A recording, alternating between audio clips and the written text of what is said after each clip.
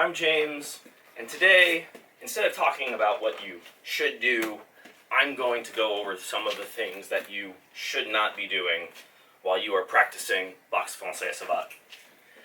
Now I want to get into some of the deeper, more insidious mistakes that can be made, if you'll forgive me for being dramatic. I want to step away from some of the very fundamental things like keeping your hands up. Those are not the kind of issues I'm talking about. These are things that can get really trained into your muscle memory, and trying to work them back out can be extremely challenging. So I wanted to make you guys aware of them, just in case you weren't. Now, one of the first and most difficult to untrain mistakes I've seen is pendulum kicking. Now, pendulum footwork is used in French boxing and savate. If I'm kicking and recovering, there is often a use of a pendulum there. If I'm kicking and recovering, there is often use of a pendulum there. However, where you don't see it really is stepping up, that kick into the back of the heel, and then kick into the leg kick. Those step-up kicks aren't really so much a thing in French boxing. One, we have that hopping low chassé that we can slide in behind. And two, because of how common it is for jamming kicks to be used, like the jamming chassé italien, coupe, throwing a chassé d'arrêt, those things are very common, and it becomes very easy to read the step that leads into that kick. The reason we like to come in behind that front leg is because I have it armed and up in front. If I'm bringing my feet together, that is an additional step that I need to go through, that I need to then get out of this position. And this is where you'll often find yourself getting jammed by, again, that low chassé, the chassé italien, those kind of strikes. So rather than step up kicking to the leg, to the head, any of those lines, we instead want to either punch our way into range, we can feint by lifting the lead leg, we can simply use our footwork to get us into position, and then from there I just want to pivot and fire off that fouette without taking that additional step. I want to make sure if I'm out of range I can feint to get into range and then fire off that fouette. If I'm out of range I can double jab my way in, even if it's just to cover those couple steps, pivot and kick right away. I want to avoid that preparatory step, bringing my feet together and then kicking, because that step is going to get read. An experienced savate practitioner is going to jam you, and jam you. So instead, work your way into range with your footwork, work it into range with your punches and your feints, with your chamber, and then once you're in range, pivot and kick. Don't lean so much on that step-up pendulum kick. The next one we're going to go over is posture. Posture is extremely important if you want to be a proficient kicker. You see it in savate, you see it in Muay Thai, you see it in Dutch kickboxing, all around the world. Styles with lots of kicking, especially if it's styles that also have punching and boxing mixed in, the posture while you kick is very important.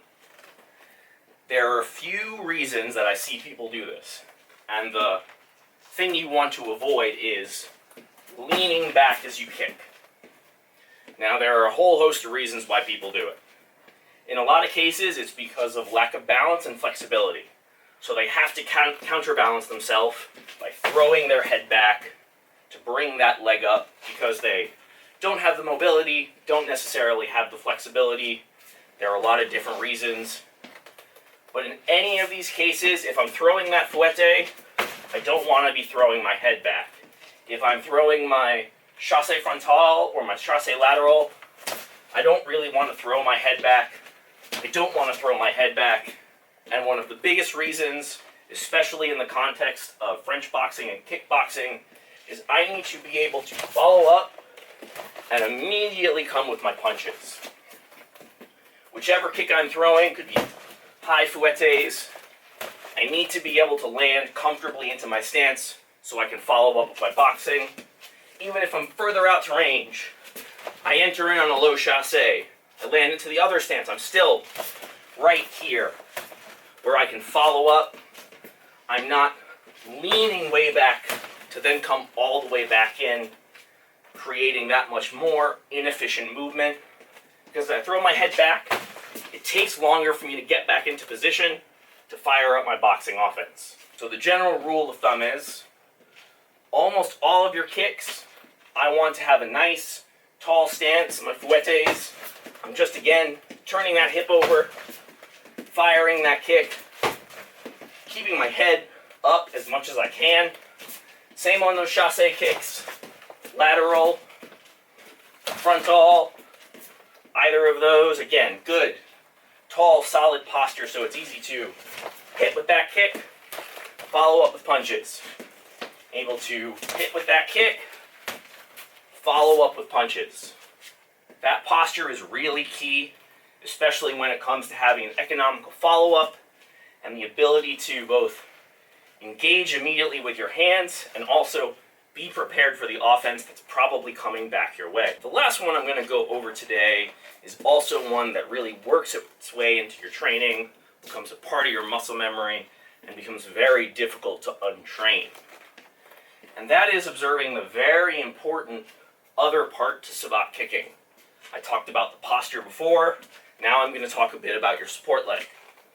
I touched upon this before. I'll touch upon it again, in that fundamentally all of my low line kicking, whatever my support leg is, that's bending.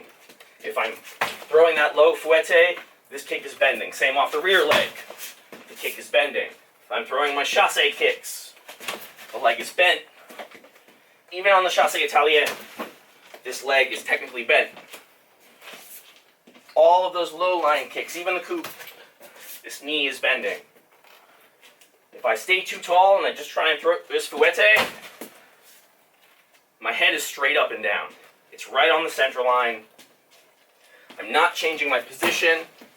I'm very upright, and you're leaving yourself there to get countered.